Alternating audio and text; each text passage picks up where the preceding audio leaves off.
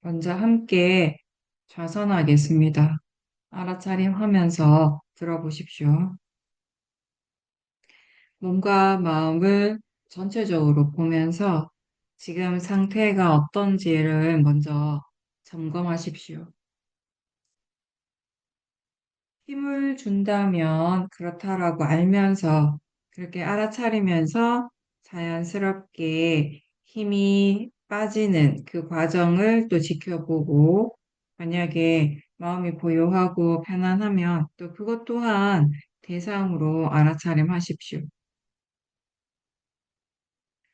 위파사나 수행은 내가 무엇인가를 이렇게 만드는 그런 수행이 아니고 어떻게 되도록 내가 그렇게 애를 쓰는 수행이 아니고 일어나는 대로 알도록 노력하는 거죠. 좌선을 할 때 가만히 지켜보십시오. 화면을 통해서 우리가 영화를 보는 것처럼 차창을 통해서 이렇게 지나가는 풍경들을 그냥 바라보는 것처럼 그렇게 지켜보면서 알아차림이 이어지도록 노력을 해야 되죠. 중요한 것은 항상 바른 견해와 사티가 이어지는 것이라고 우리가 항상 그렇게 알고 있죠. 수행자는 기본적으로 알아차리려고 하는 그 노력, 그 마음을 잊지 말아야 하는 거죠. 예전에 사회도께서 어떤 그 집중 수행하는 곳에 가셔가지고 이런 말씀을 하셨어요. 이 집중 수행 기간 동안에 나는 수행자들이 수행을 하기를 원하지 지혜를 얻기를 바라지 않습니다. 그리고 이 수행하는 그 과정에 관심을 가지고 흥미를 가지기를 원한다라고 이렇게 말씀을 하셨어요. 중요한 것은 수행을 하는 그 자체인 거죠. 그렇게 했을 때 우리가 아는 나머지 이 좋은 것들, 수행을 왜 하는가라고 했을 때 수행의 목적이 지혜를 개발하는 것이고 수행을 통해서 우리가 좋은 마음을 개발한다라는 거 누구나 다 알죠. 그럼 그 좋은 마음은 어떤 마음인가라고 했을 때 가장 대표적인 것이 오온이라는 것이에요. 오온의 마음. 이러한 것들이 우리가 바른 견해가 있고 알아차림이 이어졌을 때 수행을 계속 했을 때 그 결과로서 자연스럽게 우리가 일어날 수 있다라는 겁니다. 근데 이 많은 수행자들이 수행을 하기보다는 지혜가 일어나기를 원하는 마음, 번뇌가 빨리 사라지기를 원하는 마음, 그런 마음으로 시작을 할 때가 많기 때문에 그래서 사야도께서도 처음 이제 법문을 하실 때, 집중 수행을 위해서 법문을 하실 때, 수행자들이 수행을 하길 원하지, 지혜를 얻기를 바라지 않는다라고 이렇게 시작을 하시는 거죠. 지금 자기 자신에게서 일어나고 있는 그 모든 것들. 그게 바로 우리 각자의 현재의 순간이잖아요. 이 현재의 순간을 놓치지 않고 알아차리도록 노력을 하는 거죠. 각각의 감각기관과 대상이 만나서 일어나는 것, 체험하게 되는 것. 그게 우리의 현재인 거죠.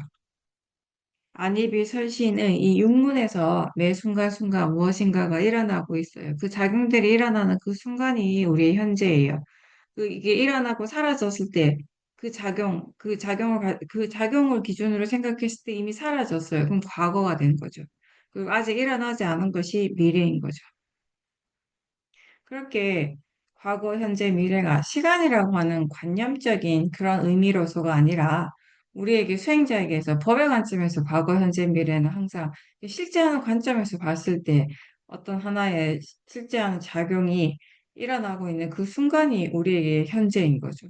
그럼 매 순간순간 우리는 이 현재의 순간을 살고 있는 거예요. 지금 이 순간에도 소리 들리는 거, 보이고, 느끼고, 생각하고, 이러한 작용들이 계속 일어나고 있어요. 그 순간순간들이 바로 우리 현재라는 거죠. 소리 듣는 것, 그게 현재의 일이고, 그걸 듣고 있다라고 아는 것이 또 현재고요. 생각하는 것이 지금 바로 이 순간, 이 현재의 일인 거죠. 생각하고 있다라고 알아차림하는 것이 바로 또 이 현재의 일이고요. 듣는 것과 소리 듣고 있다라는 것을 다시 아는 것. 그게 이제 다르다라고 우리는 알죠, 이제. 소리 듣고 있다라고, 지금 들리고 있다라고 알 때, 그렇게 알아차릴 때, 마음이 이 현재의 순간에 이제 깨어 있다라는 거죠. 이렇게 마음이 항상 이 현재의 순간에 깨어 있도록, 이 알아차림이 계속 이어지도록 우리가 노력을 해야 되는 것입니다. 그렇지만 이렇게 알기 위해서 일부러 더 애를 쓸 필요는 없어요. 노력을 한다라고 하는 것이 힘을 주고 애쓰는 그런 의미는 아닌 거죠. 사띠가 있도록 계속 우리가 관심을 두는 것이죠. 일부러 더 애쓰지 않아도 계속 알아지고 있어요. 마음은 계속 알고 있습니다. 이렇게 소리 들리는 거 알고, 느낌을 알고, 몸의 감각들을 알아차리는 것이 어렵지 않은 거는 이게 원래 마음이 하는 일이기 때문에, 마음의 일이기 때문이죠. 마음은 알고 있고, 그래서 마음이 알기 때문에, 대상을 알기 때문에, 이러한 육문의 작용들은 항상 일어날 수 있는 것이고요. 그런 육문의 작용들이 또 이 사띠의 대상이 되는 것이죠.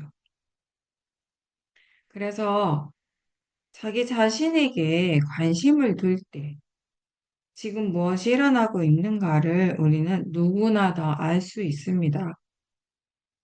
수행이 어렵지 않지만, 어려운 일은 아니지만, 근데 이 알아차림이 능숙해지고 자연스러워져서 이게 늘 함께 있으려면 우리는 이 마음의 관심을 자기 쪽으로, 이쪽으로 두는 그 연습을 계속 해야 되는 것입니다. 알아차림을 잊지 않도록 노력을 해야 하는데, 그래서 우리가 질문을 자주 하는 거죠. 그렇게 할 때, 이 좀 더 가볍게 알아차림을 할 수 있게 되는 것입니다. 질문하면서 사티를 하면 힘을 그렇게 많이 주지 않고도 우리가 가볍게 수행하는 법을 연습할 수가 있습니다. 익혀갈 수가 있습니다. 그러면서 일상생활 속에서 수행하는 것이 아무래도 훨씬 쉬워지겠죠. 좌선이나 행선을 할 때보다 일상에서 삿띠가 잘 안 되는 거는 아직 수행하는 것에 익숙하지 않아서 그런 겁니다. 자꾸 마음이 대상 쪽으로 끌려가니까, 대상에 자꾸 집중하려고 하니까 삿대를 자주 놓치게 되는 거예요. 수행하는 법을 잘 모르는 상태에서 대상이 자꾸 바뀌고 또 외부적인 조건, 이런 환경들이 달라지게 되면 알아차림을 놓치게 됩니다. 일상생활에서 해야 할 일을 하면서 동시에 가볍게 가볍게 삿대하는 연습을 계속 함께 해줘야 되는 거예요. 지금 마음이 뭘 알아차리고 있습니까? 지금 본문 들으면서 얼마나 마음이 알아차림하고 있는지, 그리고 그렇게 알아차리는 것이 내가 아니고 마음이라는 것, 자연적 이치라는 것은 또 얼마나 이해하고 있습니까? 처음에는 우리가 대상에 집중을 하기 때문에, 그래서 이 대상이 수행인 것 같아요. 대상이 곧 수행인 것처럼, 수행의 전부인 것처럼 그렇게 느껴지는데, 이제 수행이 점점 익숙해지고, 그래서 이 마음과 대상을 다 볼 수 있게 되면, 이제 대상보다는 마음 쪽에 더 관심을 기울이는 것이 좋습니다. 알아차리고 있다라는 것을 다시 알게 될 때, 사실 대상은 함께 있습니다. 대상을 따로 확인하지 않더라도 마음과 함께 항상 일어나는 것이 대상입니다. 그런데 대상에 우리가 집중을 하게 되면 그 대상의 관념적인 의미에 대해서 계속 생각을 하게 되죠. 어쩔 수 없이. 그러면서 나도 모르게 그 생각에 빠지게 되고 번뇌가 일어나는 거죠. 항상 우리가 알듯이 모든 번뇌의 마음은 실제가 아니라 관념을 대상으로 할 때 일어나게 되는 것입니다. 근데 어쨌든 보통은 우리가 마음보다는 대상 쪽에 치우치게 돼 있어요. 마음이라고 하는 것이 무엇인지, 마음에 대한 이해가 잘 없기 때문에 대부분 수행자들이 그래서 이 마음보다는 대상 쪽에 치우치게 돼요. 마음이 뭔지 모르는데 어떻게 마음을 보겠어요? 이게 뭔지 알아야지 우리가 알 수 있는, 볼 수 있게 되는 거죠. 그러니까 마음을 보라고 하면 처음에 수행자들이 뭘 해야 되는지 잘 몰라가지고 사띠 없이 그냥 멍하게 가만히 앉아 있다가 특히 자선할 때는 그 다음은 조는 거죠. 제가 자주 얘기하지만 처음에 수행을 할 때 처음에 이제 수행자들이 좀 난감해하는 부분이 이런 부분이거든요. 우리가 꼭 마음만 봐야 되는 건 아닌데 마음에 대한 얘기를 많이 하니까 왜냐하면 마음이 중요하니까요. 대상보다 마음이 중요하잖아요. 마음에 대한 얘기를 많이 하다 보니까 마음을 봐야 되나 보다라고 생각을 하고 마음을 자꾸 보려고 하는데 뭐가 마음인지 모른다라는 게 이제 문제가 되는 거죠. 어, 대상을 우리가 알아차림하면서 처음에는 이 사띠의 힘을 키우고 대상과 마음을 함께 볼 수 있을 때 무엇이 마음인가에 대한 이해가 생겼을 때 이제는 대상보다는 마음 중심의 수행을 할 수 있도록 이 아는 쪽에 더 관심을 두라는 것입니다. 마음을 찾으려고 하지 말고 아는가라고 질문을 하고 그때 느낌을 한번 보세요. 알고 있건 알지 못하건 느낌은 항상 일어나고 있습니다. 아는가라고 할 때, 아, 아는구나라고 마음이 생각을 할 때, 왜 그렇게 생각을 하겠어요? 안다라고 한 느낌이 있거든요. 알지 못할 때도 역시 느낌이 있어요. 근데 지금 알지 못한다라고 알 때, 그 순간에는 알아차림이 있는 거예요. 알지 못한다라는 것을 알 때는. 자선이나 행선을 할 때 너무 힘주지 않고 사실 그냥 보통 우리가 일상을 살아가는 그냥 보통의 그런 느낌, 그런 정도의 삿대를 하도록 연습을 하십시오.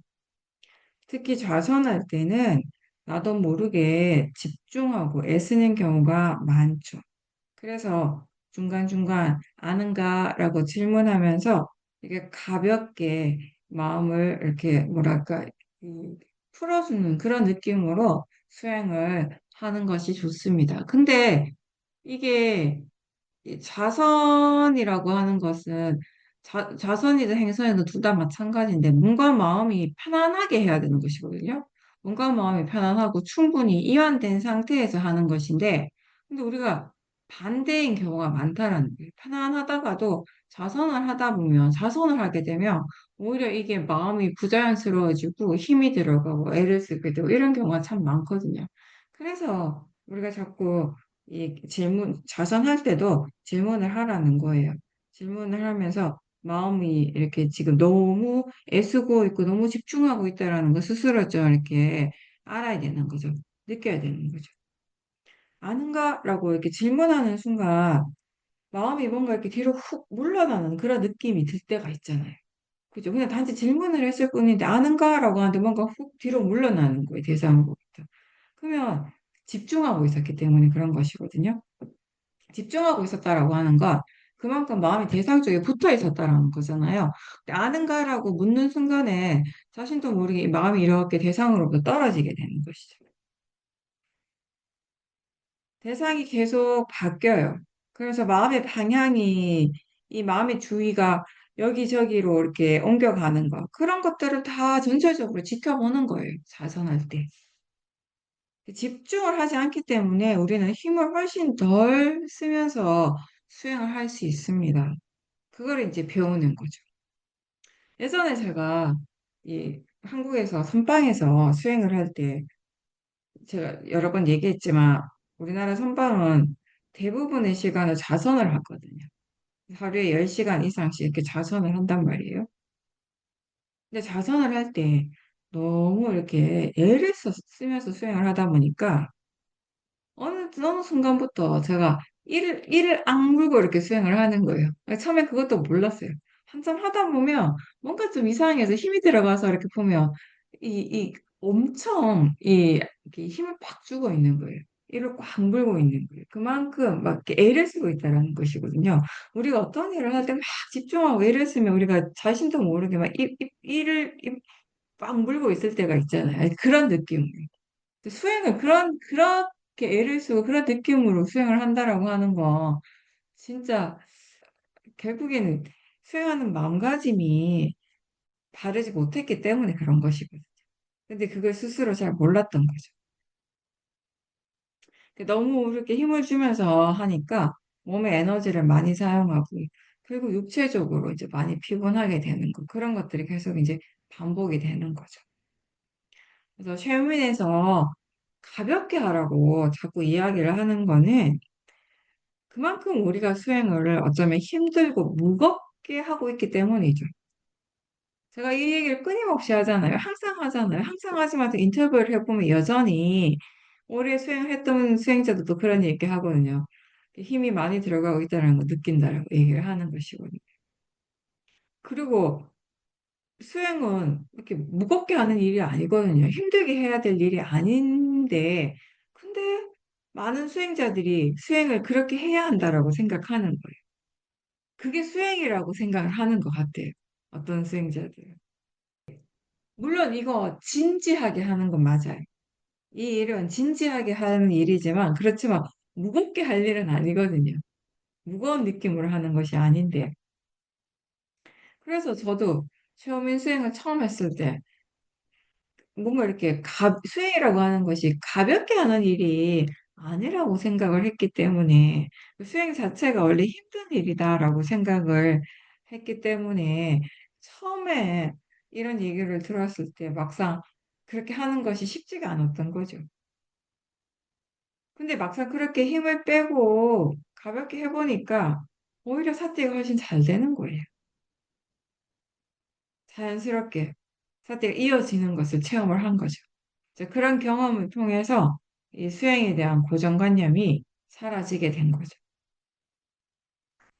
그래서 하나의 대상만 아는 것이 아니고 여러 대상들을 함께 가볍게 아는 그러한 사태를 우리가 이제 계속 연습을 합니다. 그래서 마음의 느낌은 가볍지만 알아차림이 수행하는 마음이 점점 더 활발하고 뭔가 수행을 좀 더 적극적으로 하고 있다라는 이제 그런 느낌을 가지게 되는 거죠. 그렇게 할 때 우리가 오랫동안 여러 시간을 계속해서 수행을 해도요, 좌선이나 행선을 계속 번갈아 가면서 해도 확실히 이 몸과 마음이 지치지 않는 거죠.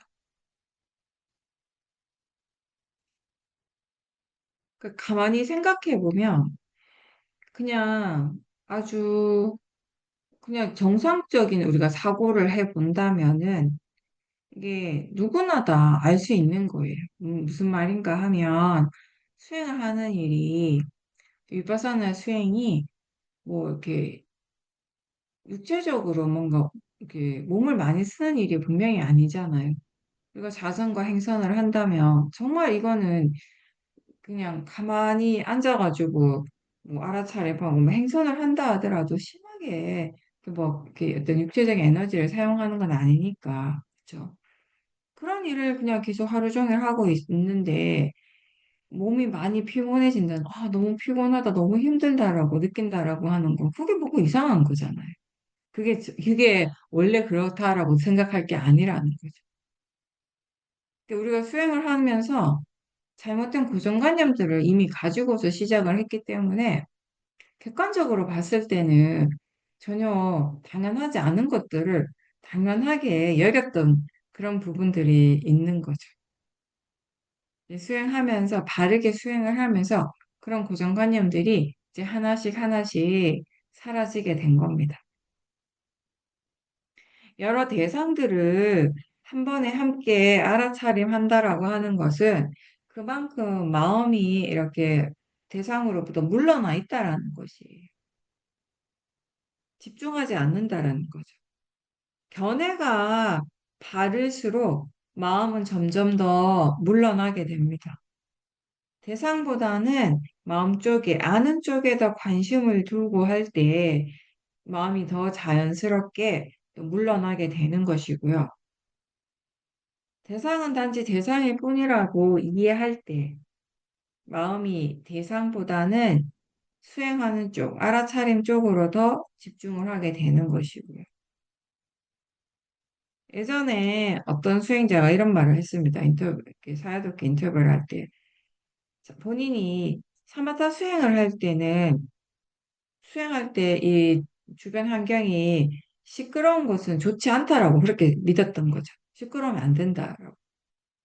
고요해야지 좋은 거라고 그렇게 생각을 한 거예요. 그래서 항상 무조건 수행을 할 때는 조용한 곳에서만 수행을 하려고 했었고요. 근데 사실 또 사마타 수행 어느 정도 그런 환경들이 필요하기도 하죠. 집중을 하기 위해서. 근데 그 사람이 이제 사마타가 아니라 시오민 수행을 하면서 상황이 이제 달라진 거예요. 꼭 조용해야 될 필요가 없다라는 걸 우리가 항상 듣게 되고 그 주변에서 여러 가지 소리가 날 때 오히려 수행이 이제 더 잘 된다라는 것이에요. 근데 이 사람의 문제는 뭐냐면 그러다가 주변이 아주 조용해지면 소리가 안 들리고 아주 고요해지면 그때 수행을 어떻게 해야 되는지 모르겠다라는 거예요. 소리가 좀 들리면 아, 소리 들리는구나 라고 알아차림 하는데 막상 아무것도 없고 조용해지니까 뭐지? 어떻게 해야 되지? 라고 마음이 당황을 한다라는 거죠. 왜 그렇겠습니까? 결국 대상에 대한 이해가 아직 부족한 거죠. 소리 들리는 것이나 고요한 것이나 그냥 대상이라는 거예요. 그죠? 대상이라는 점에서는 다르지 않다라고 하는 거. 그냥 대상은 단지 대상일 뿐이라고 하는 이런 이제 이해가 부족하기 때문인 것이죠. 대상이라고 하는 건 마음이 아는 것입니다. 그죠? 지금 알아지는 거, 알아지는 그 성질인 거죠. 고요하다고 알 때, 그것 말고 또 뭐가 일어납니까? 거기에 고요함만 있는 것이 아니라, 일어나는 것이 아니라, 생각도 일어나고 있잖아요. 고요하다라고 아는 그 마음도 일어나고 있습니다. 사실 여러 가지들이 일어나고 있거든요. 또 소리가 시끄러울 때도 소리만 대상이 아니에요. 소리 외에 다른 것들이 일어나고 있어요. 몸에서 다양한 감각들도 일어나고요. 생각도 일어나고. 이렇게 이 몸과 마음을 통해서 사실 우리는 항상 여러 가지들을 함께 체험을 하고 있고 이러한 것들이 다 대상이 되는 거죠.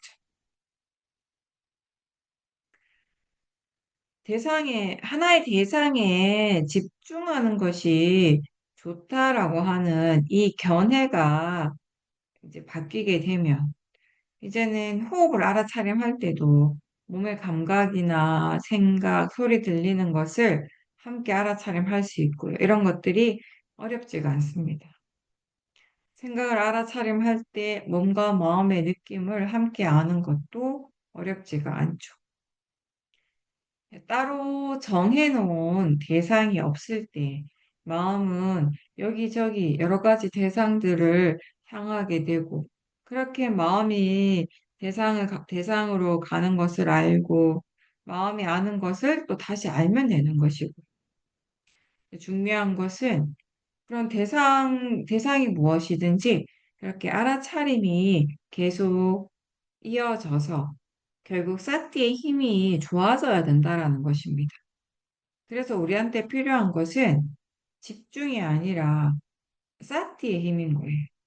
왜냐하면 그걸 바탕으로 해서 우리가 사마디가 일어나고 위리아의 힘이 좋아지게 되고 통찰지가 생기고 바른 신심도 생기는 것입니다. 근데 대상을 딱 정해놓고 그 대상에 집중하려고 하고 그 대상만 막 쫓아가는 수행은 항상 힘이 들어가게 돼 있어요. 그리고 무엇보다도 우리 관점에서 본다면요. 이게 대상에 너무 이렇게 집중을 하다 보면 마음을 보는 것이 어렵잖아요. 마음을 보지 못하면 지금 수행을 어떻게 하고 있는가를 알지 못하겠죠. 지금 견해가 어떤지를 확인하기도 어렵겠죠. 예전에 큰 사도께서는 사- 그 수행자들한테 수행하는 동안에 어떤 거를 경험했나, 체험을 했나, 이런 질문을 하지 않으셨고요. 대신에 수행을 어떻게 했는가를 항상 물어보셨다고 하거든요. 이 대상보다는, 체험보다는 수행하는 마음이 더 중요한 거죠. 그러니까 우리는 그걸 알면서 수행을 해야 되거든요. 그게 가장 큰 차이점인 것 같아요. 우리가 시호민 수행을 하면서 물론 처음부터 처음에 수행만 하신 분들도 있지만 그렇지 않은 분들도 많잖아요. 저도 그렇고. 윗바사나 수행이지만 조금 이렇게 다른 방법으로서 이제 우리가 수행을 하다가 시험인 수행을 하게 되고 이 수행에 이렇게 많이 이렇게 적응이 되고 능숙해졌을 때 가만히 이렇게 생각을 해보면 가장 큰 차이점 중에 하나는 그거인 것 같아요. 완전하게 대상 중심의 수행만 하다가 수행하는 마음을 중요하게 생각하는 수행을 하게 된 거예요.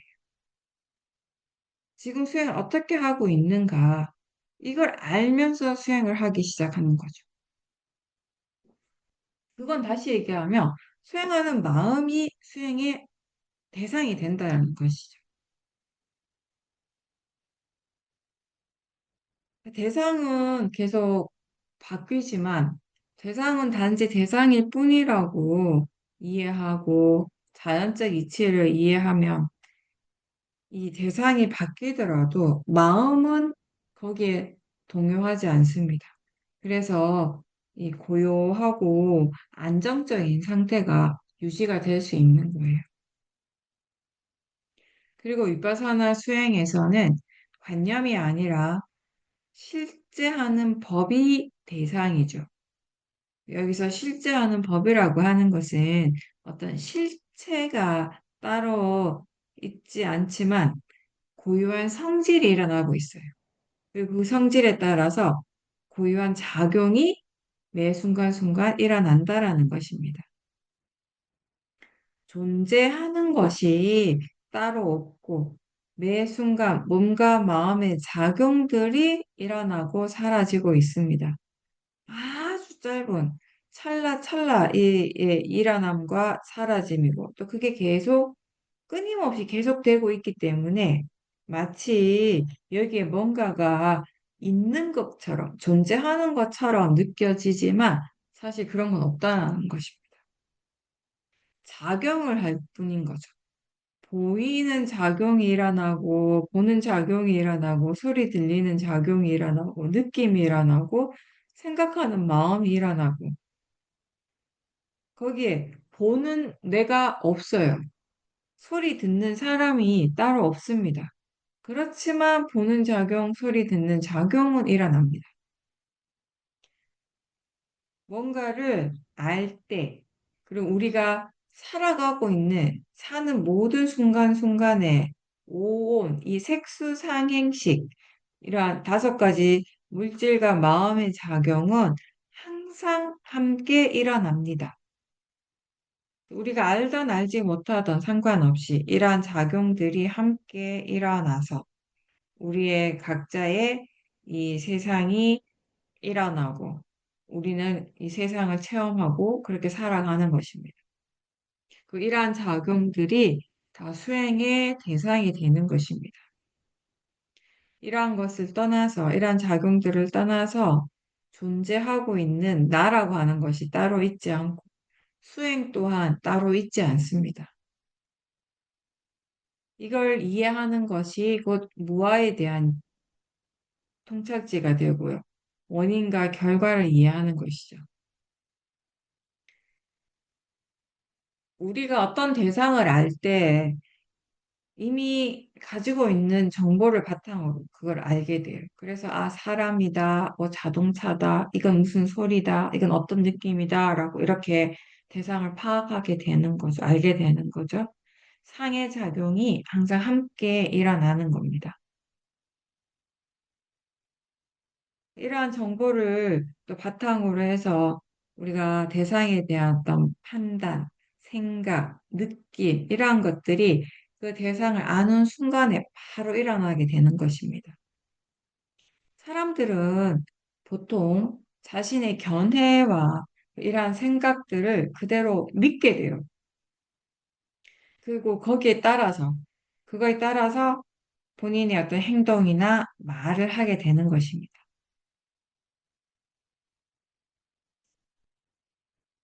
우리가 무엇을 보고, 듣고, 맛보고, 느끼고, 생각을 하든, 이러한 어떤 관념의 작용은 항상 일어나게 되고요. 근데 이게 사실 진짜는 아니지만, 우리는 오랫동안 그게 진짜라고 믿어왔어요. 그래서 그걸 기준으로 해서 이 각각의 대상들에 대해서 항상 좋다라거나 싫다라거나 이런 식의 이제 같이 판단을 해왔죠. 내가 좋아하는 것에 집착하고, 내가 싫어하는 것은 또 보지 않으려고 하고, 외면하려고 하고, 화의 마음이 일어나고, 이러한 것들을 계속 우리가 반복하면서 살아온 거죠. 윗바사나 수행을 하면서 이런 마음의 이런 진행 과정이 결국 바르지 않은 견해에서부터 일어나는 것임을 알게 되는 거죠. 고정관념이라고 하는 건 누구에게나 다 있는 거예요. 근데 이 마음의 방향성이 이런 고정관념들이 점점 더 굳어지고 거기에 대한 자신의 믿음이 점점 더 강해지는 쪽으로 갈 것인지 아니면 그런 생각들, 그런 고정관념과 그런 고정관념으로 인해 일어나는 여러 가지 생각들을 바라보고 지켜보고 거기에 대해서 조사를 하고 그러면서 이게 정말 옳은지 아니면 이게 바르지 않는지 옳지 않은지 그런 것들에 대해서 우리가 조사를 통해서 다시 알게 되고 이해하게 되고 그러면서 이 대상에 대한 본인의 어떤 판단 이런 결정 이러한 것들을 이전과는 다르게 새롭게 정립해 가는 쪽으로 갈 것인가. 그거 이제 우리가 선택을 하게 되는 거죠. 수행을 하면서. 수행은 나에게 일어나는 모든 것들을 어떻게 보면 이제 새로운 관점에서 다시 보게 하는 것 같아요. 그렇죠? 물론 빠라마타인 측면에서 본다면 일어나는 건 다 새로운 것이에요. 그렇지만 어쨌든 우리의 관점에서 보면 우리는 똑같은 소리를 듣고 똑같은 대상을 보고 똑같은 맛을 먹고 똑같은 느낌을 느끼고 그렇게 우리는 생각을 하잖아요. 그렇죠? 그랬을 때 예전 같으면은 이미 정해진 대로 이미 마음이 이렇게 생각한 대로 그 방향으로 이렇게 대상을 판단하고 어떻게 판단하고 생각하는가에 따라서 또 마음의 반응들이 새로 또 일어나게 되는 것이었다면 지금은 이제 수행을 하면서 이게 지금의 마음이 이제 어떤 견해로서 이 대상을 보고 있는지 그 견해를 확인하게 되고 그 대상은 단지 대상일 뿐이고 자연적 이치라고 하는 그런 바른 견해로서 대상을 볼 때 이제 이전과는 다르게 되는 것이에요. 다르게 알아지게 되는 것이에요. 이제 무조건적인 어떤 믿음을 가지고 이미 가지고 있는 그 고정관념을 강화시키지 않고 이제는 그냥 일어나는 것을 일어나는 대로 대상으로 그냥 자연적 이치로서 지켜보려고 노력을 하는 거죠. 이게 나하고 상관없이 자연적 이치고 그냥 이렇게 일어나는 작용이라고 그렇게 알고 또 좋고 나쁘다라고 하는 이런 판단 대신에 그냥 단지 대상일 뿐이라고 하는 그런 생각으로 지켜볼 때 이전에는 알지 못했던 새로운 것들을 이제 이해하게 되는 거죠. 분명 똑같은 소리를 듣고 있고, 똑같은 음식을 먹고 있는데, 똑같은 사람을 보고 있는데, 마음에서 알아지는 것들, 이해되어지는 것들이 다르다라는 것이에요. 견해가 바뀌었기 때문에. 그래서 부처님께서는 특히 이 나라고 하는 것, 이게 존재하지도 않고, 단지 100% 관념이라고. 그렇게 이제 말씀을 하셨잖아요, 경전에서. 이거는 비유를 하면 내가 한 번도 보지 못하고 세상에 있지도 않는 어떤 정말 아름다운 미녀의 존재를 스스로 있다라고 믿고 그 미녀를 너무 보고 싶어서 나중에는 결국 상사병까지 걸려서 괴로워하고 죽음에 이르는 그런 어리석은 사람의 비유를 말씀을 하셨어요, 부처님께서. 이 나라고 하는 관념을 가지고 그 관념을 믿는다라고 하는 건 마치 그런 것과 같다라고. 그 비유로서 우리의 모학, 이 어리석음에 대해서 말씀을 하셨죠. 실제와는 몸과 이 마음의 작용을 계속 알아차리고 그 과정을 지켜보면서 이제 그 각각의 자연적인 성질, 그 성품에 대해서 이해해 가게 됩니다. 그게 위파사나 수행이죠. 그리고 무엇이 실제이고 무엇이 관념인가, 이러한 부분들도 우리가 이해하게 되는 거죠. 그런 이해가 결국 우리를 두카에서 벗어나게 하는 것입니다. 타의 마음으로 지켜보면 대상에 대해서 이미 화가 나 있어요. 소리나 뭐 느낌이나 그저 보이는 것이나. 또 탐심의 마음으로 보면 이 대상은 이제 집착의 대상이 되는 거예요. 근데 바른 견해로서 지켜본다면, 알아차린다면 대상은 그냥 대상일 뿐인 거죠. 좋아할 것도 싫어할 것도 아닌 거죠. 좋고 나쁨이 대상에 있는 게 아니잖아요. 화가 나야 될 대상, 집착하고 좋아하는 것이 당연한 그런 대상은 따로 없어요. 그렇게 정해진 대상은 따로 없습니다. 화라고 하는 이 마음은 사람 때문에 일어나는 것이 아니라 내 마음의 견해에서부터 시작된 것이에요. 나라고 하는 생각 없이 지금 일어나는 것을 지켜볼 때, 이게 서로 이렇게 연결되어 있다라고 우리는 알게 됩니다. 이것이 원인이 되어서 저것이 일어나고 있는 것입니다. 뭔가를 볼 때, 보통 내가 본다라고 그렇게 알지만, 사실 거기에 실제로 일어나고 있는 것에는 나라고 하는 건 없잖아요. 대신 눈이라고 하는 감각기관하고 대상이 만나는 거죠. 그걸 조건으로 마음이 일어나는 거죠. 이 마음이 대상을 알기 때문에 보게 되는 것입니다. 그래서 눈이 대상을 보고 아는 것이 아니라 마음이 대상을 아는 것이죠. 눈이라는 감각기관을 통해서 이 마음이 일어나는 것이죠. 대상이 일어나고 알미 일어나는 것입니다. 눈을 통해서 대상을 알 때 본다라고 하고, 귀를 통해서 대상을 알 때 우리는 듣는다라고 합니다. 그 감각기관과 대상, 그리고 마음의 이 조합, 이 조건들이 육문에서의 각각의 고유한 작용들이 일어나도록 하는 것입니다. 우리의 모든 체험들은 이렇게 서로 연결되어서 조건 지어져서 일어나고 있는 것입니다. 생각이 원인이 되어서 어떤 느낌이 일어나게 되고요. 또 그 느낌이 원인이 돼서 또 몸의 감각이 일어날 수 있는 것이고요. 또는 그 느낌이 조건이 되어서 번뇌가 일어나기도 합니다.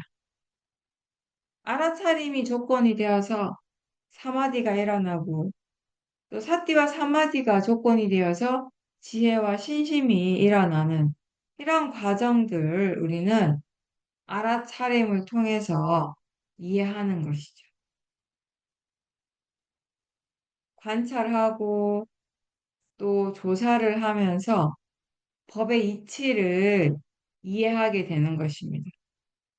그렇게 되면 이제 우리는 일어나는 것이 무엇이든지 그걸 있는 그대로 받아들일 수 있게 되는 거죠. 이게 정말 이렇게 서로 조건 지어져서 일어나고 사라진다라는 것을 이해하게 될 때, 나라고 하는 생각, 이게 내 것이라고 하는 생각들, 이런 것들이 자연스럽게 사라지게 됩니다. 그러면서 이제 내 관점이 아니라 법의 관점에서 보게 되는 것이에요. 그래서 이제 대상이 몸이든 마음이든 법념처를 하게 되는 것이죠. 수행은 견해를 바꾸는 일이라고 합니다. 견해가 바르게 바뀌는 것이죠. 우리가 뭐 수행이든 세상을 살아가는 것이든 모든 것이 마음이 일어나기 때문에 가능한 것이고요. 이런 모든 마음이 일어나는데 그 바탕에는 항상 견해가 있는 것이거든요. 그래서 견해가 달라진다라고 하는 거, 견해가 바르게 된다라고 하는 거, 이건 정말 중요한 거예요. 왜냐하면 우리 삶의 가장 근간이 되는 거, 뿌리가 바뀌는 것이니까요. 견해가 바를 때 수행이 바르게 되는 것이고, 또 바르게 수행을 할 때 자연스러운 결과로서 견해를 포함해 법에 대한 통찰지가 생기는 거예요. 그 지혜가 점점 더 깊어지게 되는 것이고. 대상에 대한 이런 견해가 바르게 되면 대상에 대한 생각도 달라지게 되는 것이고요. 지금까지 내가 옳다라고 믿었던 많은 것들이 사실은 잘못 알고 있었다라는 것을 깨닫게 되죠. 수행을 하면서 지혜가 일어날 때. 왜냐하면 이게 이전에는 지혜보다는 번뇌, 모화가 더 강한 상태였단 말이에요. 모화가 베이스가 된 그런 상태로서 대상을 보고 어떤 것이 옳고 그르다라는 것을 판단을 했을 때 그게 과연 옳겠냐는 거예요. 그렇죠? 모화라고 하는 거, 어리석음이라고 하는 것은 무엇입니까? 모르는 거예요. 무엇이 바른지, 무엇이 바르지 않은 것인지를 몰라요. 그러다 보니까 바르지 않은데 바르다라고 생각을 하고, 바른데 바르지 않다라고 그렇게 믿는 경우가 많았던 거죠. 근데 견해가 바르게 되고, 이렇게 지혜가 개발되면서, 지금까지 내가 정말 바르다라고 생각했던 거, 옳다라고 믿었던 것들이 그렇지 않구나라는 것을 새삼 이제 깨닫게 되는 것이죠.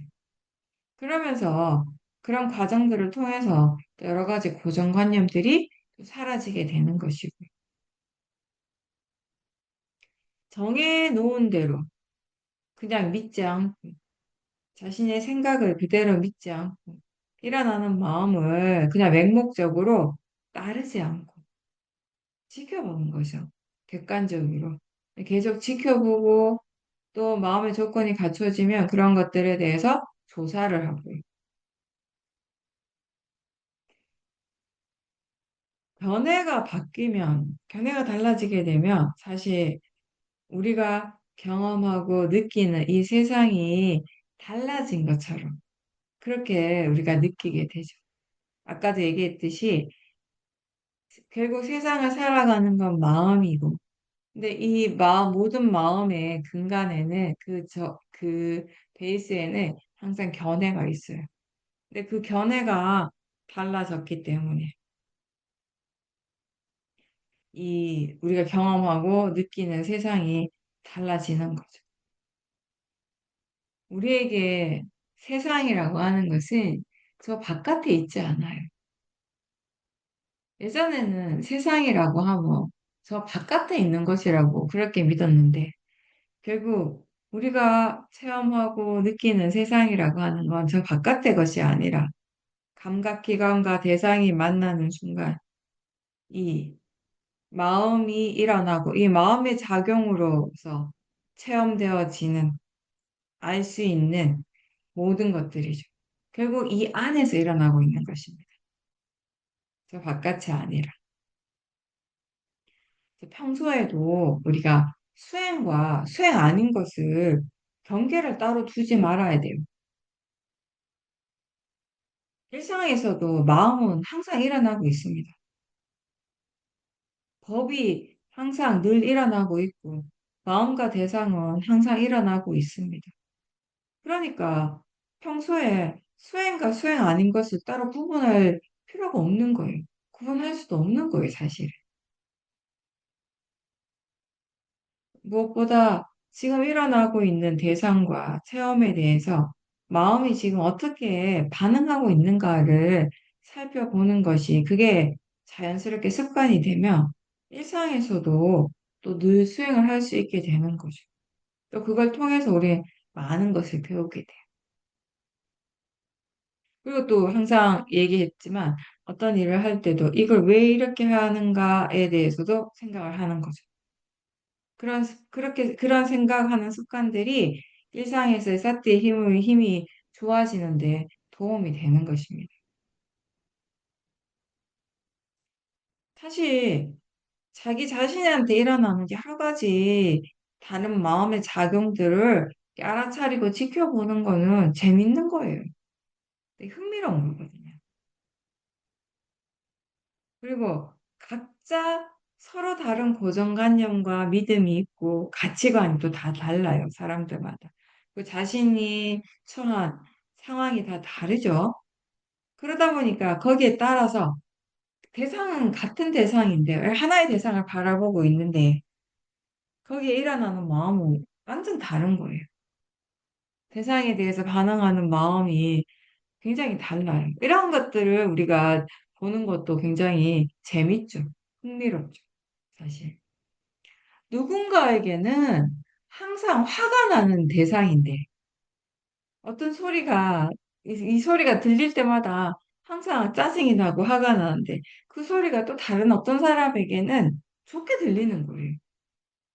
그 소리를 듣고 싶어 해요, 다른 사람은. 나한테는 별로 이렇게 좋지 않은 느낌이나 감각인데, 다른 사람한테는 그게 또 좋은 느낌이 되는 거예요.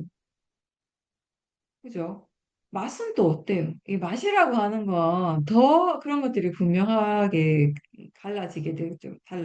이게 나한테는 맛있는데, 맛있는 맛인데, 다른 사람한테 다 똑같이 그렇게 느껴지나요? 아니잖아요.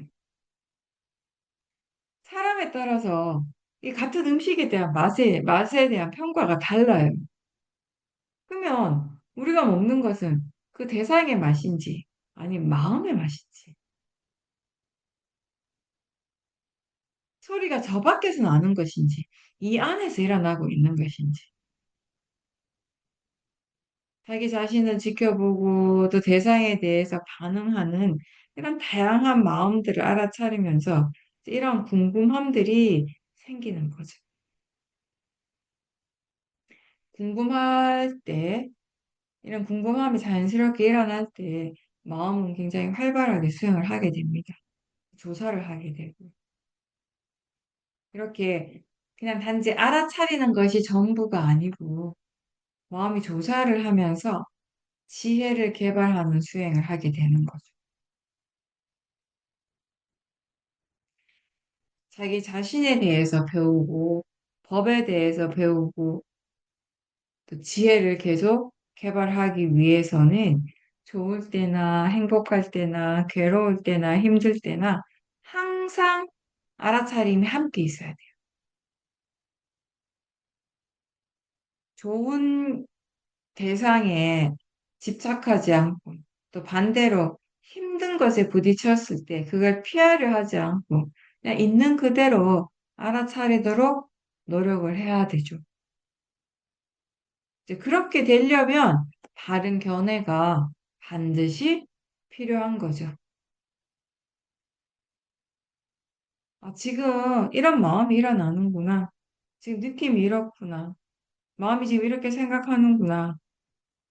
그렇게 생각하는 때, 그 바탕에 이제 바른 견해가 깔려 있는 거예요.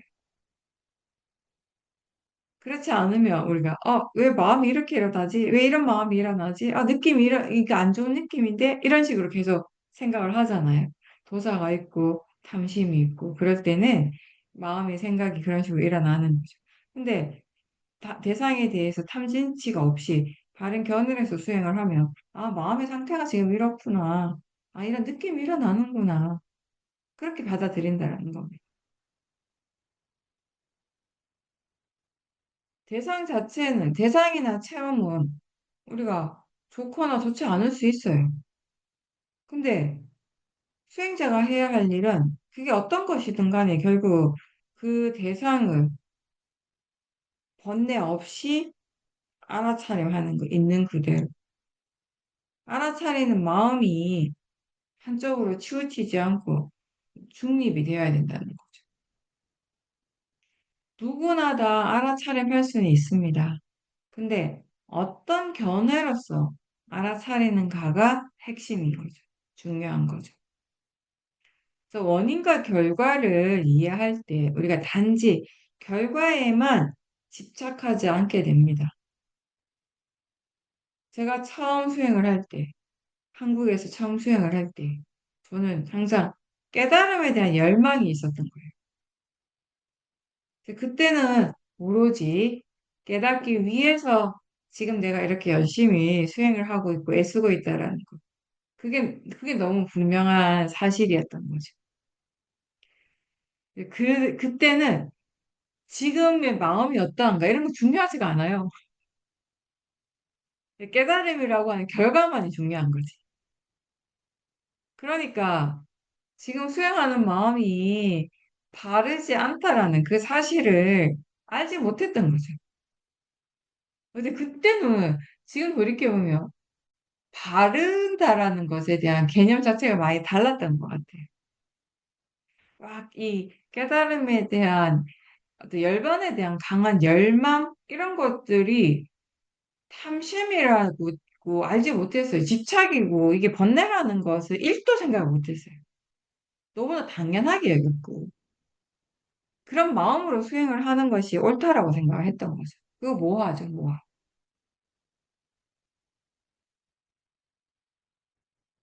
결과가 좋으면 그냥 좋은 거였죠, 그때는. 그 과정이 바르지 않고 수행하는 과정들이 바르지 않고 일단 수행하는 마음 그 자체가 이미 번뇌인데 또 어떻게 결과가 좋겠냐는 거예요. 그걸 몰랐던 거죠. 바른 마음으로 할 때 좋은 결과가 오는 것입니다. 그런데 또 바르게 수행을 한다라고 하는 이 의미는 모든 것이 다 바르게 된 그 상태뿐만을 얘기하는 것이 아니라 지금 마음이 바르지 않을 때, 바르지 않은 견해가 일어날 때 견해가 그렇다라는 것을 있는 그대로 알아차림하는 것. 그게 바른 수행이에요. 그렇죠? 그래서 무조건 지금 다 바르게 되어야 한다라고 하는 그런 생각이 아니고 지금 무엇이 일어나고 있는지를 있는 그대로 알아차리고자 하는 그런 마음가짐으로 수행을 하는 거죠. 있는 그대로, 일어나는 그대로 알고 그것을 그렇게 받아들이는 그 마음이 바른 마음가짐입니다. 만약에 대상에 대해서 감정이 일어나고 또 부정적인 생각들이 일어나고 있다면 그런 마음의 느낌, 그런 생각하는 마음도 그냥 대상으로 지켜보는 거죠. 수행자는 바른 견해를 가져야 한다라고 하죠. 근데 가져야 한다라고 하는 건 이 일에 대해서 우리가 이상적으로 그렇다라는 거예요. 근데 항상 그래야 한다라고 한다면 이건 또 다른 문제인 거죠. 왜냐하면 우리의 마음이라고 하는 게 항상 그럴 수가 없잖아요. 항상 좋은 마음만 일어날 수 없고 아무리 수행한다고 해서 항상 견해가 바를 수 없는 거잖아요. 바를 때도 있고 바르지 않을 때도 있고 좋은 마음이 일어날 때도 있고 좋지 않은 마음이 일어날 때도 있는 거예요. 근데 항상 좋아야 한다라고 생각하고 항상 좋게 만들려고 막 애를 쓰면 정작 법을 제대로 보지 못하는 것이 되죠. 지금 일어나고 있는 법을 있는 그대로 못 보는 거죠. 그렇다면 지금 일어나고 있는 법을 있는 그대로 보지 못한다면 이 법에 대해서 제대로 이해할 수도 없는 거죠. 이 법에 대해서 바르게 배울 수 있는 그런 기회를 우리가 놓치는 거예요. 수행하는 마음이 솔직해야 돼요. 이미 번뇌가 일어났다면 그 번뇌를 감추지 말고 외면하지 말고 인정하라는 거예요. 지금의 마음의 상태가 이렇다라는 거. 수행하다 보면 수행의 상태가 안 좋을 때도 있잖아요. 그렇죠? 근데 그거 인정하고 받아들이라는 거예요. 마음이 그런 걸 어떻게 하겠어요? 내가 아니고 마음이 그런 거지. 그렇게 인정하고 받아들일 때 우리가 솔직하게 수행을 하는 것이고요. 바르게 수행을 하는 것입니다. 그래야지 법을 볼 수가 있어요. 그래야지 법을 이해할 수가 있습니다. 솔직하게 해야지.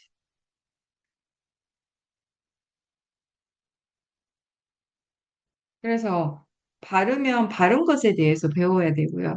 바르지 않으면 바르지 않은 것에 대해서도 우리가 배워야 하는 것입니다.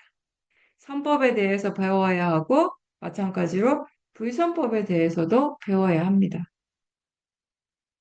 바르지 않는 것이 왜 안 좋은지에 대해서 배워야 돼요. 그래야지 바르게 하려고 우리가 더 열심히 노력을 하게 되는 것이죠. 그리고 무엇이 일어나든지 일어나는 것은 그냥 내버려 두고 항상 알아차림, 수행하는 마음이 중요하다라고 얘기를 하죠. 항상 알아차림으로 우리가 돌아올 수 있어야 돼요. 사화도께서 예전에 그런 말씀을 하셨거든요. 한참 이렇게 젊은 시절에, 사야도 젊은 시절에 우울증이 굉장히 심했을 때, 그때 마음의 느낌이 너무 안 좋았고, 그 수행의 대상이긴 하지만 굉장히 안 좋은 대상이라고 사람들은 생각하잖아요. 너무 이 우울감이 심하다 보니까 사야도께서 그때는 아침에 잠에서 깨는 순간부터 하루 종일 그 느낌을 함께 가지고 있었다라고 해요. 근데 그때는 또 동시에 마음의 수행을 계속 하고 있었단 말이에요. 그러니까 다행히 이 대상에 대해서 마음이 전혀 상관하지 않았던 거예요. 이 느낌 자체에 대해서. 정말 안 좋은 느낌이 하루 종일 일어나고 있었지만 마음은 거기에 별로 개의치 않았던 거죠. 좋은 느낌이 일어나야 된다거나 또는 이 느낌이 빨리 좋아지기를 바라는 그런 마음조차 없으셨다는 거예요. 그냥 수행을 계속 하셨어요. 그냥 사도께서 하고자 했던 모든 것은 그냥 지금 이 순간 알아차림이 있도록 하는 거. 그게 전부였다라는 거죠. 그때 마음이 이해했던 것은 알아차림이 있다면 대상이 뭐든지 상관없다라는 것입니다. 대상은 그냥 알아지는 것이지 좋은 것도 아니고 나쁜 것도 아니라는 그 이해죠.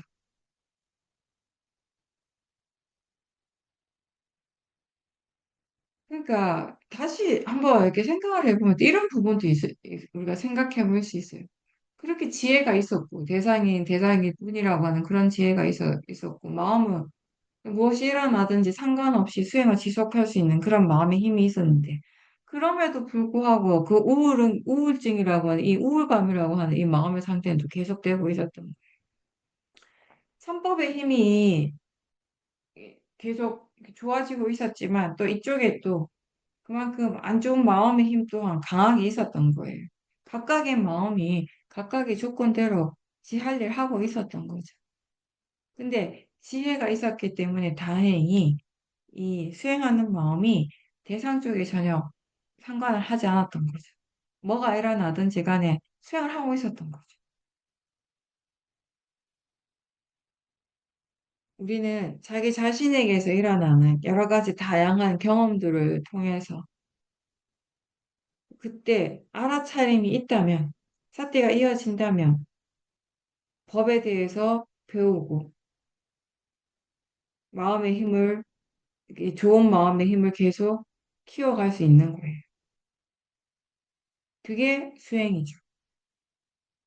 그리고 또 재밌는 건 뭐냐면 이런 수행의 수준, 이런 마음의 수준에 따라서 이 수행 수준에 맞춰서 또 번뇌도 일어나는 거예요. 그래서 대승에서는 도고마성이라고 이 얘기도 하거든요. 도가 높아지면 번뇌도 그만큼 더 강해지고 치성해진다. 라고 하는 그런 의미 같아요. 이 마음의 수준에 맞춰서 거기에 맞는 번뇌들이 또 일어난다라는 거예요. 수행의 가속도가 생기고 마음의 질이 굉장히 좋아졌을 때 어떻게 해서 이렇게 될 수 있었는지, 마음의 상태가 이렇게 될 수 있었는가에 대해 전혀 모르면 어떻게 되냐면 그런 마음에 대한 탐심이 생겨버려요. 그 마음의 상태에 대한 집착이 생기는 거예요. 그 계속 붙잡고 있고 싶어 하는 거예요. 그래서 우리가 모든 이런 이 수행의 과정에 대한 이해가 필요한 거죠.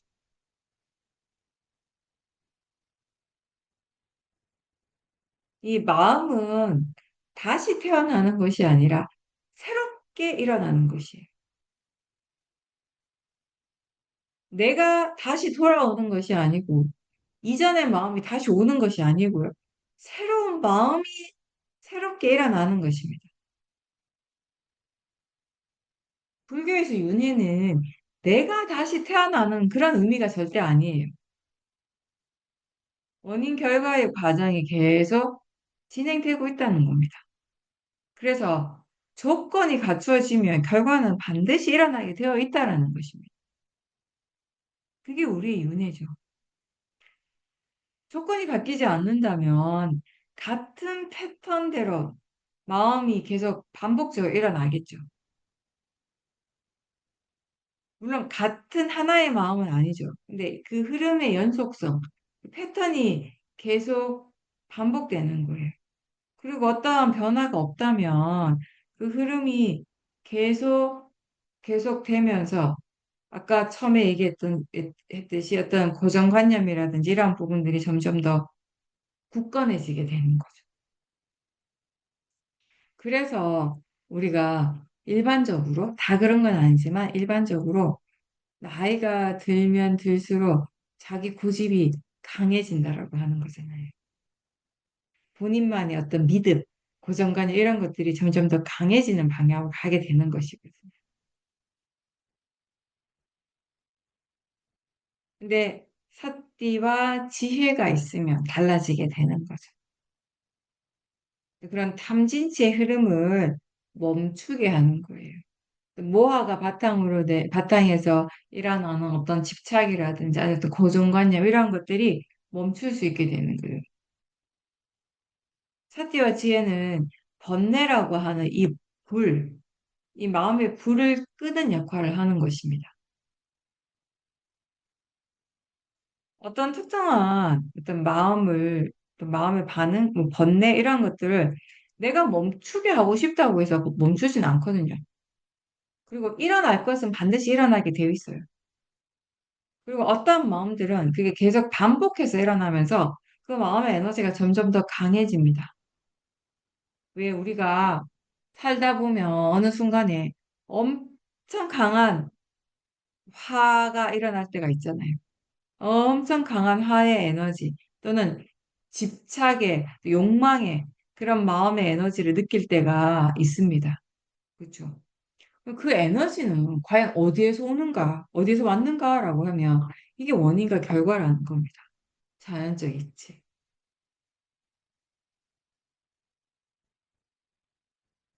그러니까 이게 이 마음이 어디서 왔지? 라고 제가 예전에 수행을 제대로 하기 전에 경전을 읽거나 이러면 제 이해하기 힘든 부분 중에 하나가 이게 어디서 왔는가라고 했을 때 부처님의 그 말씀은 그게 뭐 연기다. 이런 이게 원인과 결과라는 그런 이제 말씀을 하셨을 때 그게 도대체 어떤 의미인지 전혀 이해하지 못했거든요. 왜냐하면 그때 제 마음은 어디서 왔는가라고 하면 항상 어떤 지점을 생각을 해야 되는 거예요. 이게 뭔가가 지금 작용이 일어나고 있다면 뭔가 이게 처음 시작하는 지점이 있다라고 항상 생각을 하는 거예요. 어떤 장소가 있다라고 생각하고 어떤 시간이 있다라고 믿었던 거예요, 그때는. 근데 장소도 시간도 다 관념인 거죠. 근데 우리가 보고 우리가 이해하는 것은 그런 관념이 아니라 빠라마타이거든요. 일어나는 장소가 없고 일어나는 시간이 이렇게 정해져 있는 것이 아니라는 거예요. 작용이 일어날 뿐인 것이죠. 그래서 이게 어디서 왔는가? 이 마음이 어디에서 왔는가? 이 마음의 에너지가 어디에서 왔는가라고 하면 이게 어떤 장소나 시간에 관한 것이 아니라 자연적 이치라는 거, 법의 이치에 관한 것이에요. 어떤 특정한 마음에 힘이 생기고 어떤 마음의 질이, 어떤 특정한 마음의 힘이 점점 더 강해지고 또 마음의 질이 어떤 방향으로든지 더 막 이렇게 강해지는 것은 결국 그 마음이 계속 반복해서 일어났기 때문이에요. 이러한 것들은 나의 의도와 상관없이 일어나는 것입니다. 지금 뭔가 마음에서 무엇을 체험하든지 그 어떤 것도 그냥 일어나는 것은 없어요. 일어나야 할 것이 일어나고 있습니다. 일어나야 하기 때문에 지금 일어나고 있습니다. 그게 자연적 이치죠. 모든 마음이 이 이치를 따르는 거예요. 같은 이치인 거죠. 원인과 결과라고 하는 이 이치가 모든 법에 다 적용이 되는 것입니다. 이거를 떠나서 어떠한 법도 일어나지 않아요. 하나의 결과에 대해서 사람들의 마음의 반응이 다 다르잖아요. 같은 체험을 하고 같은 대상에 대해서도 그거에 대한 마음의 반응은 다 달라요. 정반대로 나타나기도 하고.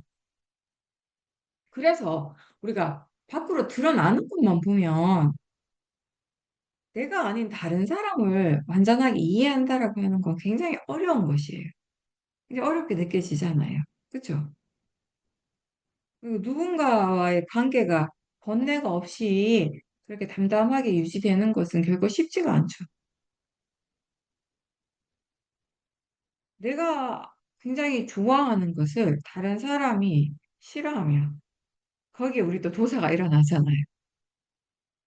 그리고 내가 막 화가 나고 있어요. 그럼 내가 화를 내는 그 대상에 대해 함께 화를 내기를 원하잖아요. 근데 그런 바람과 다르게, 내가 원하는 것과 다르게 반응을 한다면 그 상대방에게 또 화가 나죠. 좋은 마음이 일어나기 어렵죠. 그런데 우리가 이 원인과 결과, 이 이치를 이해하게 되면 상대가 어떤 반응을 하든 그걸 인정하고 받아들이게 되거든요. 아니, 저 사람 왜 저렇게 하지? 왜 저렇지? 라는 생각 대신에, 마음이 그렇구나. 마음이 이렇게 일어나고 있구나. 라고 생각을 하게 되는 것입니다. 번뇌 없이 보게 되는 것이죠. 마음이 내가 아니라고 알고, 마음이 저 사람이 아니라고 알기 때문에, 이해하기 때문에 그냥 지켜보는 것입니다. 상대가 어떤 반응을 하든지 거기에 대해서 담담하게 그냥 받아들이는 것이고요. 누구의 마음이든지 일어나는 것은 다 원인과 결과로서 이치로 일어나지만 또 각각의 사람들은 다 각각의 자신의 깜마가 업이 있는 거죠. 서로 다른 업이 있는 거죠. 이 서로 다른 업이 지금 이 마음이 어떻게 해서 이렇게 일어나는가에 대한 답이 되는 것이죠. 왜 하나의 대상에 대해서 나는 이렇게 반응하지만 저 사람은 저렇게 반응을 하지에 대한 답인 거죠. 그게. 같은 이치로 일어나지만 다양하게 다르게 드러나고 표현되고 있는 이 각각의 마음들은 과거에 여러 가지 조건에 의한 결과인 거죠. 지금 이 순간에. 나는 어디에서 왔는가라고 질문할 때 그것의 가장 간단한 답은 과거로부터 온 거예요. 지금 이 순간은 이 이전의 순간으로부터 온 것이고 오늘은 어제로부터. 그죠? 지금 이 순간의 마음은 그 이전의 마음을 원인으로 해서 온 것입니다. 일어난 것입니다. 지금의 이 마음이 이전의 마음들의 결과인 것이죠. 결과물이듯 이 생은 과거 생의 결과인 것이죠. 과거의 선업과 악업으로부터 바로 지금의 내가 있는 것이고, 그리고 그 선업과 악업은 다른 어떤 존재가 아니라 내가 만든 거예요. 자기 자신이 그렇게 한 거예요. 각자 자신의 어리석음으로부터 다 시작이 된 거죠. 그리고 욕망이 이렇게 우리를 여기까지 끌고 왔죠. 과거의 어리석음과 탐심이 과거로부터 지금의 이 현재로 이끌어왔어요. 우리가 지금 주의를 기울이고 알아야 할 것은 바로 지금 이 현재의 마음이, 이 현재에 본낸 거죠. 현재의 어리석음과 탐심을 알아차리고 그 성품에 대해서 바르게 이해를 한다면 그게 바로 그럼 나는 이제 앞으로 어디로 갈 것인가에 대한 답이 되는 거죠. 지혜가 충분할 때 이 현재의 순간, 그 지금의 이 생이 과거로부터 시작되어 온 아주 큰 번뇌로부터 이제 자유로워질 수 있는 좋은 기회가 되는 거예요. 다르지 않은 견해, 그리고 그것으로 인해서 반복되는 잘못된 행위와 말, 그리고 그 잘못된 행위와 말의 결과, 그 과거로부터 벗어날 수 있는 좋은 기회가 바로 지금 이 순간이에요. 그게 바로 우리가 지금 수행을 해야 되는 이유인 거죠. 수행한다고 해서 마음의 지혜가 항상 바로바로 일어나진 않죠, 당연히. 그렇지만 우리는 기다리면서 계속 수행을 해야 합니다. 그게 우리가 해야 하고 우리가 할 수 있는 전부이고 우리가 할 수 있는 가장 가치 있는 일이죠. 그렇게 그냥 수행을 계속 해 나가는 겁니다. 다라도께서 그렇게 우울증으로 힘드셨을 때도 그냥 단지 수행을 계속 하는 거, 그거 외에는 아무것도 없다라고 그렇게 이해하셨던 것처럼 우리도 마찬가지인 거예요. 수행할 줄 아는 지혜를 믿고 그냥 계속 해 나가는 것입니다. 스스로 수행할 줄 아는 지혜가 있으면 우리가 다른 것에, 다른 사람에게 의지하지 않게 되죠. 그 지혜를 믿고 가는 거죠. 바른 견해와 함께 끈기 있게 계속 수행해 나가는 것이 바로 자기 자신을 의지하고 법을 의지하는 것이에요. 그렇게 우리는 법에 의지해서, 지혜에 의지해서 계속 정진하는 것입니다.